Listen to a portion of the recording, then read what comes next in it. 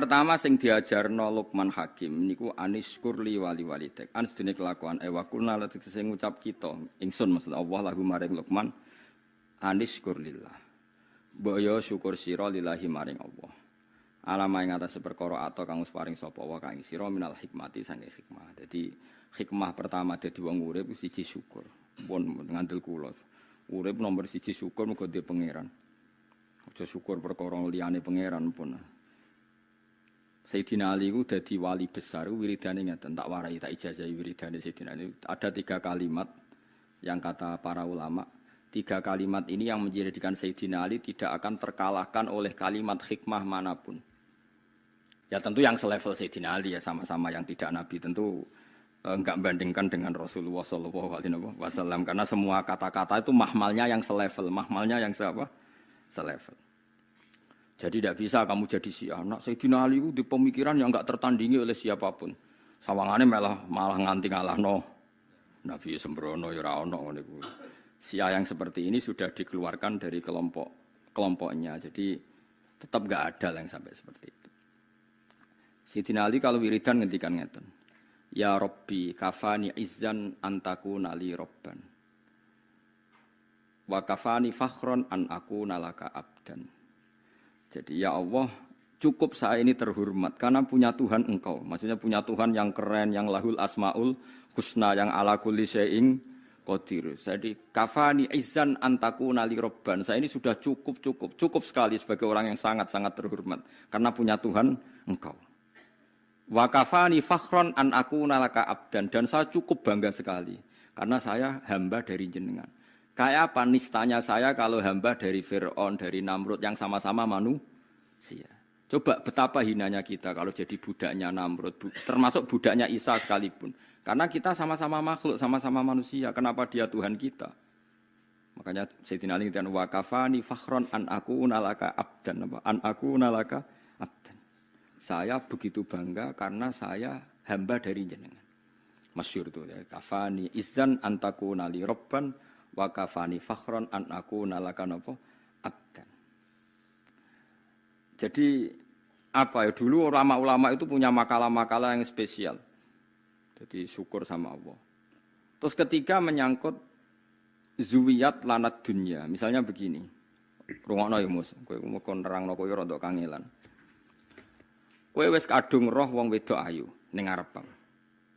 Kamu kan butuh pertolongan dari Allah supaya tergoda dari fitnah itu. Berarti kowe butuh pertolongan Allah untuk diselamatkan dari fitnatin nisa, fitnahnya perempuan. Dengan kenyataan sekarang, kowe ngaji ngarepe ruhin, ngarepku ora ono wong wedok. Ya sama-sama selamat, tapi wis kadung roh itu kan selamate perjuangan. Nak ora roh selamate iku enak, luwih nyaman kan karena kita tidak tahu maka jadi kebutuhan. Sekarang begini. Kalau kamu punya harta, untuk mengelola jadi baik ini butuh perjuangan. Karena kadung punya, jadi mengelola untuk baik itu kadung perjuangan. Tapi nak kowe kadung ra duwe kan ra perlu berjuang untuk cara ngelola secara baik. Kowe ora ngarah dihisab, ngarah takono pangeran. Piye tak kai alpat kok mbok sok nyombongi kawulaku kan ndak ada gitu ora duwe alpat. Piye tak kai dhuwit sak miliar kok ora zakat? Kan kowe gak duwe dhuwit.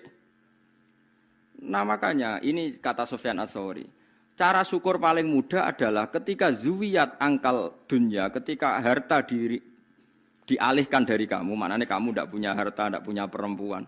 Sebetulnya ini meringankan ujian Anda, paham ya? Meringankan ujian Anda. Ya contoh gampang kayak Ruhin Mbak Mustafa, kan gak tahu tersiksa gak mangan steak, kan gak tahu roh nak ning donya kono warung jenenge steak. Nah kayak kula nganti saiki rung mangan steak, tapi sering tersiksa mergo nak ngantor kadang liwat. Kadang kepikiran, piye rasane mangan. Nak Ruhin kan enggak, mergo ora tau roh. Enak dia enak Ruhin karena enggak harus berjuang melawan kepengen mangan steak ngono maksud. Nah kula yo berjuang, kadang kepengen waktune ra pas. Mau bar magrib mbek Lelokman kok wayahe ngaji lek wis ra usido. Nak Ruhin kan enggak perlu berjuang. Nah, sebetulnya orang-orang fakir supaya syukur sama Allah caranya gitu. Ketika kamu coba kalau kamu enggak presiden kan enggak perlu mempertahankan status jadi presiden. Coba kita enggak perlu repot-repot karena mempertahankan status jadi ketua DPR. Enggak perlu manuver sana sini wong kowe ra ketua. Kangelan ndi kowe mbek ketua DPR? Kangelan mereka, kamu mempertahankan fakir kan tinggal berjalan saja kan, wes melaku, status itu sudah jalan. Nah, Sufyan Ats-Tsauri pernah ditanya, apa sebaiknya kita ngelola dunia? Terus kan dia diprotes, terus nak wong fakir carane syukur ku piye? Terus beliau cerita, semua yang sudah kamu miliki tentu akan dimintai tanggung jawab cara ngelolanya. Kalau kamu tidak punya kan nggak dimintai tanggung. Enak endi wong sing ditakoki pangeran mbek ora, enak sing mboten. Ya mulane enak fakir. Terus ketika ditanya yang kaya, lah kula pun kadung duwe, syukure piye? Enak endi wong tok nikmat mbek ora enak entuk, ya sanggep bae ngono. Dadi makanya terus gak padha-padha napa padha-padha syukur. Lari balillah fa'bud wakum inasakirin. Penting nek wani nyembah pangeran kudu wani syukur. Lah syukur ditandai gampang guyu, gampang rileks. Lho kula mboten sombong, kula dhewean niku kadang nggih merengut kukur-kukur perkara gatel. Niku langsung istighfar. Betapa malunya saya, aku ning kerajaane Allah merengut sawangane kok gak rido mek kersane pangeran. Niku tok mun kula istighfar. Sampai kula niku isin banget. Karena bagi saya merengut itu masalah besar, koyo ora rido mek kersane pangeran. Jadi kula nggih berkali-kali lah misalnya dapat informasi yang bikin saya agak susah, tapi anggere eling kita kok gak rido mek kersane pangeran. Jadi malu sekali. Ya ampun. Nah, yang seperti ini tuh makomnya yang dikatakan Nabi inna min khiyari ummati qauman yadhakuna jahron min saati rahmatillah. Termasuk umatku pilihan niku nak sing guyu banter-banter. Mergo saking yakine jembare rahmate pangeran. Dadi wong makome macam-macam. Tapi ana terusane waya buku nasirran min khaufi adabi. Tapi nak pas dhewean iku sering nangis. Nangis nak menawa bakat mlebu neraka ya kadang. Tapi nak nangis iku sirron apa? Nah, yang seperti ini tuh makomnya yang dikatakan Nabi inna min khiyari ummati qauman yadhakuna jahron min saati rahmatillah. Termasuk umatku pilihan niku nak sing guyu banter-banter. Mergo saking yakine jembare rahmate pangeran. Dadi wong makome macam-macam. Tapi ana terusane waya buku nasirran min khaufi adabi. Tapi nak pas dhewean iku sering nangis. Nangis nak menawa bakat mlebu neraka ya kadang. Tapi nak nangis iku sirron apa? Tapi ya ana kiai sing model walian. Tapi niku mboten pati madhab ya. Jadi kalau baleni malih ya. Jadi Sayyidina Ali terus diikuti para ulama ke Sayyidina Ali teng tarekah-tarekah di murid jenenge Hasan Basri. Hasan Basri dia murid Habib Al-Azmi terus nganti Ma'ruf Al-Qurhi terus sampai kita sampai Abdul Hasan Asyadili di murid Abdul Abbas Al-Mursi. Abdul Abbas Al-Mursi di murid Ibnu Athaillah napa As-Sakandari terus sampai kita. Era modern ya wonten Said Abdul Al-Haddad niku sing aran Nasaihul Ibad terus. Kula niku apal ya. Yang terus terakhir misalnya kita menangi sing aran Anatut Thalibin Said Abi Bakar Sato. Ya mbake punya murid jenenge Kiai Mahfud Termas. Kiai Mahfud Termas ini murid Mbah Fakih, Mbah Hasyim Asy'ari. Terus Mbah Hasyim dugi jenengan. Ya dugi Ansor barang lan ujuk gedeng Ansor iku sanate ya padha tok Mbah Hasyim napa Asy'ari sembrono iku dadi sing ngaji ya sanate tok Mbah Hasyim sing organisasi ge sanate dugi napa. Lah ngakonine mbok nak sanate padha nak ngakonine duka.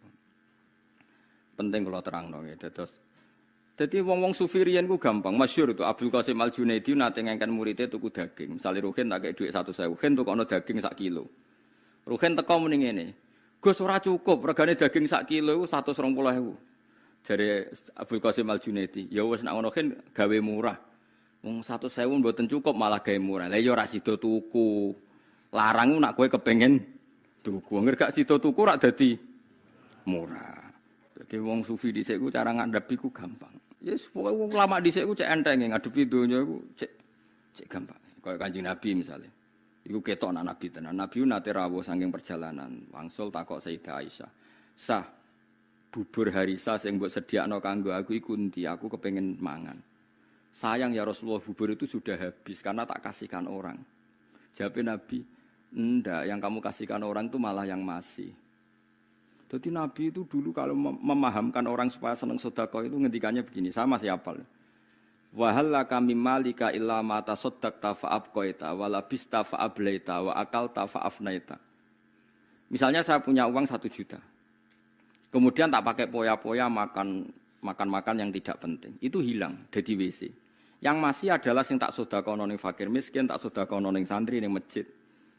Berarti ketika saya sedekah di masjid 200.000 ya itu yang masih. Tak kasihkan yatim piatu 100.000 itu yang masih. Tak kasihkan ulama 100.000 itu yang masih. Yang susuknya itu malah rawan hilang karena tak gue makan yang enggak penting atau melakukan sesuatu yang enggak. Kata Nabi, kamu dengan harta kamu hubungannya yang kamu sodakohkan berarti kamu abadikan. Berarti kena duit 1 juta kok sodakoh 200.000 ya itu yang abadi. Sehingga sahabat itu udah gampang sodakoh karena merasa itu yang abadi. Makanya Nabi Ibrahim kalau mau makan ngajak yatim piatu, ngajak orang fakir. Karena dia takut semua makanannya ini nanti jadi WC. Tapi dengan mengamalkan kan ada yang jadi amal yang abqaita, yang abadi.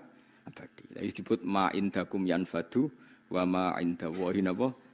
Apa yang kena kamu pasti hilang. Tapi yang nanti menuju Allah abadi. Seperti saya misalnya ngajar di sini. Waktu yang saya tak pakai leha-leha lihat TV, mungkin waktu yang hilang. Tapi waktu yang tak pakai ngajar tafsir Jalalain itu mungkin yang abadi. Sehingga saya tidak pernah merasa semulang Mustafa gunane apa ndak. Ini waktu yang abadi. Senajan to ya ora mesti iso minterno wong, itu kan takdir. Kan ngaji ra wajib pinter, sementing ikhlas engko gak mlebu swarga. Wis golek pintu sing guri-guri lah kan sementing mlebu.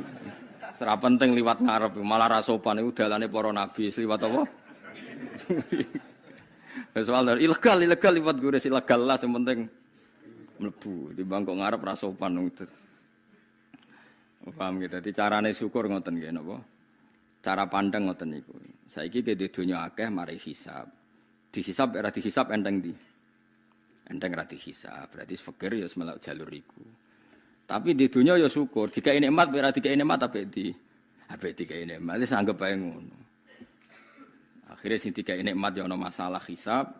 Sing dikai fakir ana masalah ra iso apa-apa ya wis iku. Lha iku jenenge liyabluwakum ayyukum ahsanu amala. Ya wis ngono ae kok dijerok-jerok.